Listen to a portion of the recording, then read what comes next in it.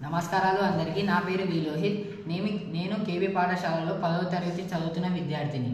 ఈరోజు రూగాగమం సంధి గురించి తెలుసుకుందాం. మొదటగా దీని సూత్రం.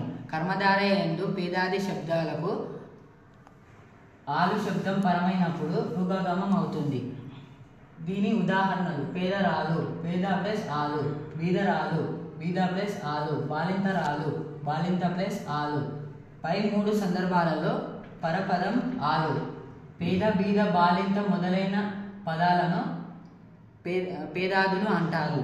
పేద, బీద, బాలింత పదాలకు ఆలు పరమైంది.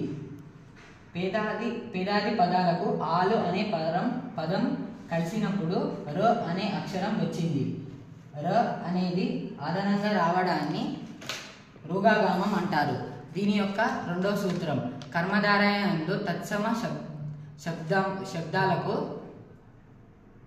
పరమైనప్పుడు పూర్వపదం చివర ఉన్న ఆకారానికి ఊకారం వచ్చి రూగాగమం అవుతుంది. దీని ఉదాహరణ గుణవంతరాలు, గుణవంత ప్లస్ ఆలు. ధన్యవాదాలు.